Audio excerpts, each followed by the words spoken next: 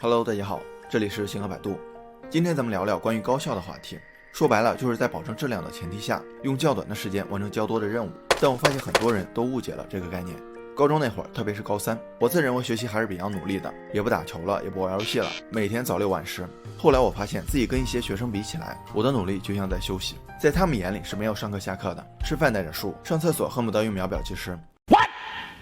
我想来想去，也就只有睡觉那6个小时是不学习的，心想活该自己考不上一流大学。不过后来我知道，他们也没考上一流大学。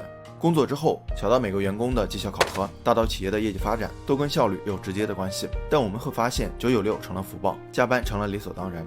我之前待的一个公司，要是8点打卡，那就跟早退一样，偷偷摸摸，生怕被老板逮着。即便这样，公司一样业绩下滑。现在看来，996并不是高效，而是违法。太多人把忙碌当成了高效，可能这才符合人们的思维定式。要说一个人很忙，那十有八九是个成功人士，对吧？反过来，如果一个人好像没什么事儿，那肯定是七大国八大姨嘴里那个不求上进的反面教材。但事实真的如此吗？我翻了一些教大家如何保持高效的书，没有一本甚至没有一个章节是说忙碌就是高效，反而真正的高效是让自己用极简的方式去偷懒。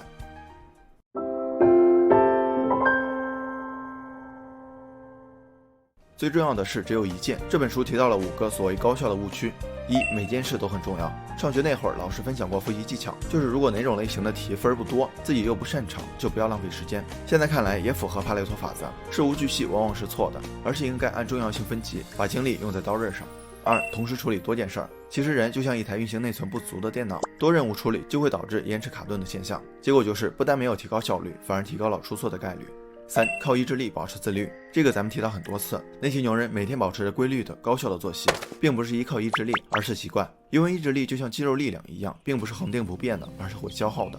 4. 平衡工作和生活。工作生活更多是此消彼长，互相对立的。很多互联网大厂的朋友都说自己是没有生活的，所以真正的高效应该是让二者在合理范围内互相制衡。5. 大吉不加，降低目标。这一点本意是好的，担心浪费时间，所以退而求其次，降低目标，但也很大程度上制约了你的发展。舍弃大的目标，小的事情就会霸占你的时间，跟初衷背道而驰。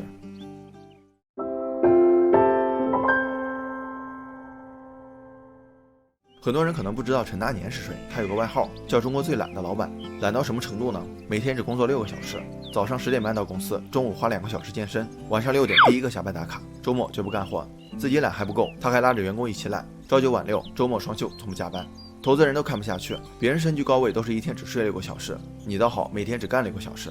不过他的公司只靠一款 app 收获全球9亿用户，月活跃度超过5.2亿，这款 app 就是 WiFi One 的钥匙。其实他以前也是拼命三郎，每天工作15个小时，一年只休息30天，口头禅是晚上12点开会。不过有一次他在加班路上病倒了，开始审视自己的职业生涯，发现让他成功的并不是加班熬夜，而是机遇和选择。他算了一笔账，一个公司50人，即便24小时不睡觉，也就相当于150个人每天8小时的工作量，累到吐血也没法跟1-2万人的大公司比。所以他砍掉了公司大部分的业务，只保留最重要的，公司业绩不降反增。管理学之父德鲁克提到过，那些高效人士的秘诀之一就是他们一次只专注完成一件事儿，拒绝浪费时间在一些琐事上，把时间精力聚焦在最重要的一件事上，就会产生多米诺效应。完成最紧急的事儿，就像推倒第一块多米诺骨牌，剩下的问题就会迎刃而解。所以我们保持高效最重要的原则就是压缩不重要的事情的时间，把时间精力用在第一要务上。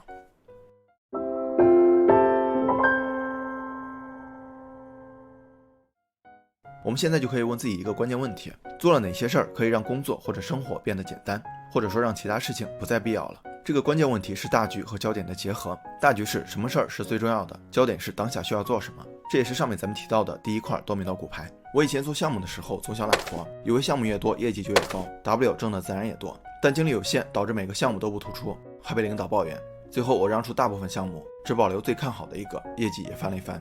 这个项目就是关键问题的关键答案，它可以让其他项目都不再必要和重要了。如何寻找关键答案？这里分享几点建议。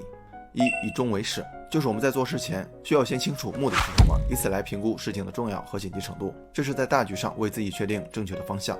2. 自我审视，审视自己的能力和优势，可以通过努力影响哪些事儿，分析可行性和可能性。3. 清除障碍，哪些对大局没有帮助，甚至会阻挡你的前进，比如手机里的短视频、需要整理的杂物等等。舍弃不必要的事情、不需要的东西、不重要的人。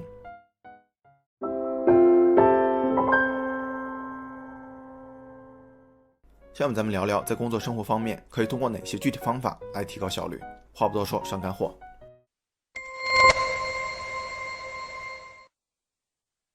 一、专注自己的核心优势。一直以来，我们都被木桶效应禁锢思想，什么3好学生、5好青年全面发展。德鲁克认为，人不能依靠弱点做出成绩，从无能提升到平庸要付出的精力，远远超过从一流提升到卓越所付出的努力。这里不是说忽视自己的弱势，而是把80%的重心倾斜到优势上，20%的精力用来弥补弱势，这样才能突破自己，不断精进。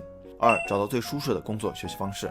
大家有没有思考过，在什么情况下你可以把自己的潜能发挥到最大？有些人适合早起学习，有些人晚上精力旺盛，有些人天生工作狂，有些人劳逸结合。我喜欢单枪匹马，当然很多人喜欢团队协作。每个人都有最适合自己的工作和学习方式，所以你需要刻意的测试自己在什么时间、什么情况下效率最高，合理分配。3、扩大自己的影响圈。高效能人士的7个习惯中提到了影响圈和关注圈。关注圈是我们日常关注的，比如天气、健康、家庭等；影响圈是可以通过努力影响和改变的，比如学习成绩、工作表现等。比如我要加薪，就要把注意力集中在影响圈，努力做业绩，影响老板。相反，如果把目光放在关注圈，抱怨老板不赏识，公司不给机会，只会浪费时间。我们要把精力放在影响圈，而不是浪费在不可控的关注圈，这样不仅可以提高效率，还能增强掌控感和积极性。4、把时间分成4块。任何事情都有时间成本，为了避免陷入捡芝麻丢西瓜的困境中，我们可以把时间分成4个模块。第一块，计划内的日常性工作，这部分时间比较固定，易于把控。第二块，每天给自己留一些时间思考，不管多忙都要挤出时间，哪怕只有20分钟。第三块，应对突发事件或状况，这部分时间相对自由，如果没有突发情况就用来思考。第4块，涉及到重要决策或者会议，留出固定时间充分做准备。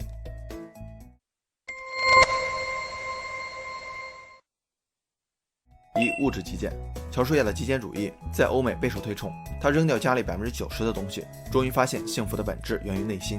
当然，物质极简不是单纯的扔东西不买东西，而是只保留和买最重要的有品质的东西。通过 less is more 的极简主义理念，让不需要的东西变少，比如不合身的衣服、看过的书籍杂志、吃灰的跑步机等等。这样你的空间、时间、精力就会变多，可以关注自己真正需要的，去除一切干扰，去过自己真正喜欢的、高效的、有品质的日子。东西少了，自然就会变得简单整洁。我们可以引入熵的概念，在一个孤立的系统中，混乱程度总是不断增加，这叫熵增。而对抗混乱的方法就是熵减。一个杂乱的屋子会影响人的情绪和积极性，而且越混乱，花在整理上的时间就会越多，降低效率。有人去过乔布斯的家，他的客厅简单的只有一张爱因斯坦的照片，一盏桌灯，一把椅子，几乎没有什么家具。从1998年到2010年10多年间，不同场合拍摄的照片里，他永远都是标志性的黑色上衣搭配牛仔裤，好像多挑件衣服对他都是多余的。2、人际关系。通讯录可能有上千个电话号码，但真正认识、互相往来的朋友能有几个呢？所以无效社交尽量推掉，把空出来的时间用来陪伴家人，维系真正的朋友。有一点需要注意，陪伴家人不是坐在他们旁边刷手机，联系朋友也不是通过微信，而是面对面去感受彼此的关系。看上去是慢节奏生活，但对高效的工作生活都有正向的刺激作用，所以很值得用心去做。3、计划变成习惯。大家有没有这种感觉？就是你原本想做一件事儿，但因为一个电话或者喝口水就忘了要干什么了，怎么都想不起来。所以做计划是避免疏漏和拖延的一个方法，甚至是一切高效的开始。可以借助日程表、便签或者相关 app 来制定计划，每天只需要几分钟，但作用真的很大。而且一旦形成了习惯，你会发现高效的工作生活并不需要用意志力逼自己，就跟吃饭喝水一样简单。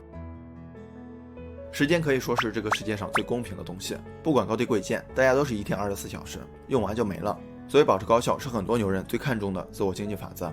今天咱们也聊了这么多保持高效的方法，希望铁子们都可以高效人生。就像一本畅销书《懒人统治世界》说的，以最少的精力出色的搞定工作，获得理想的收入，进而享受生命，是你人生最美好的状态。好了，本期视频就到这儿了，感谢您耐心观看。如果您喜欢星河的内容，还望订阅关注，分享给更多的朋友。一个人能走多远，要看他与谁同行。关注星河百度，咱们每周聊点有温度的成长内容。下期视频不见不散。